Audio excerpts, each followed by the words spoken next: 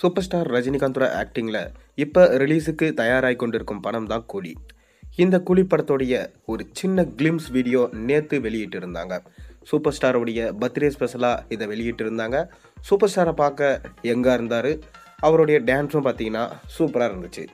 இதை பார்த்து ரசிகர்கள் சூப்பர் ஸ்டாருக்கு நிச்சயமாக 74 வயசு இல்லை, அவருக்கு என்றைக்குமே வயசாவது போல் இளமையாக இருக்கார், இந்தளவுக்கு பக்காவாக டான்ஸ் ஸ்டெப் போடுறாரு, இன்னுமே பல படங்களில் நடித்தா அருமையாக இருக்கும் என எதிர்பார்க்குறாங்க. மேலும் சூப்பர் ஸ்டார் ரஜினிகாந்தோட அடுத்த படம் ஜெயிலர் 2 இருக்க அதிக வாய்ப்பு இருக்கிறதா சொல்லப்படுது. ஆனால் நெல்சன் அவர்களோ கிட்டத்தட்ட ஒரு வருஷத்துக்கு மேலே பார்த்தீங்கன்னா கால் ஷீட் கேட்குறாராம். இதனால் ரஜினிக்கு அடுத்தடுத்த படங்களில் நடிக்கிறதுக்கான வாய்ப்புகள் குறைவாக போயிடும். இதனால தான் ரஜினி தரப்புமே சரி, சன் பிக்சர்ஸ் தரப்புமே யோசிக்கிறாங்களாம். ஏன்னா சூப்பர் ஸ்டார் ரஜினிகாந்தோட நடிப்பில் அடுத்து ஒரு பிரம்மாண்ட படம் உருவாக போகுது. அதனால தான் பார்த்தீங்கன்னா இந்த பேச்சே இப்போ அடிபட்டிருக்கு. அது என்னன்னு சொல்லிட்டு வாங்க வீடியோக்குள்ளே போய் பார்ப்போம். சூப்பர் ஸ்டார் ரஜினிகாந்தோட நடிப்பில் கடைசியாக வெளியாக இருந்த திரைப்படம் வேட்டையன். இந்த வேட்டையன் திரைப்படம் பார்த்தீங்கன்னா கிட்டத்தட்ட 350 கோடிக்கு மேலே கலெக்ஷன் கொடுத்து ஒரு நல்ல லாபத்தை ஈட்டி தந்திருந்தது. அதாவது சூப்பர் ஸ்டார் ரஜினிகாந்தும் ஒரு சமூக அக்கறையுள்ள ஒரு படத்தில் நடிக்க முடியும் என நிரூபித்து காமிச்சிருந்தாரு. டிஜே ஞானவேல் தான் இந்த படத்தை எடுத்திருந்தாரு. நீட் கோச்சிங் சென்டர் வச்சு எப்படி மக்களை ஏமாத்துறாங்க, போலி என்கவுண்டர் மூலமாக அப்பாவி மக்கள் எப்படி பாதிக்கப்படுறாங்க, இதை தான் பார்த்தீங்கன்னா படத்தில் பேசியிருந்தாங்க. படமும் பார்த்தீங்கன்னா ஒரு நல்ல ரெஸ்பான்ஸ் கிடைச்சது, ஒரு நல்ல கலெக்ஷன் கொடுத்தது. அதை தொடர்ந்து இப்போ கூலி படத்தில் பிஸியாக நடிச்சிட்டு இருக்காரு. இப்போ அமீர் கானோட ஷூட்டிங்கில் இணைஞ்சிருக்காரா ரஜினிகாந்த். அமீர் கானோட ஷூட்டிங்கில் ஜெய்ப்பூரில் இணையப்பட்டிருக்கு. ஜெய்ப்பூரில் பார்த்தீங்கன்னா ஒரு மாதம் ஷூட்டிங் நடத்திட்டு அதோட மீண்டும் தமிழ்நாட்டுக்கு வர போகிறாங்களாம்.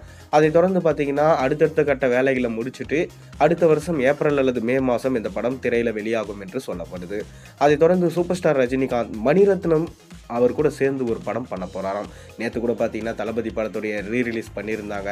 இப்போயுமே பார்த்தீங்கன்னா இந்த படத்துக்கு அந்தளவுக்கு ஒரு வரவேற்பு இருந்துச்சு. அதனால் மணிரத்னம் தளபதி, அதாவது நம்ம ரஜினி, இவங்களுடைய காம்போவே வந்து ஒரு வித்தியாசமான காம்போ. அவர் கமல் கூட சேர்ந்து படம் பண்ணாலும் பார்த்தீங்கன்னா மணிரத்னமோட காம்போ சூப்பராக இருக்கும்.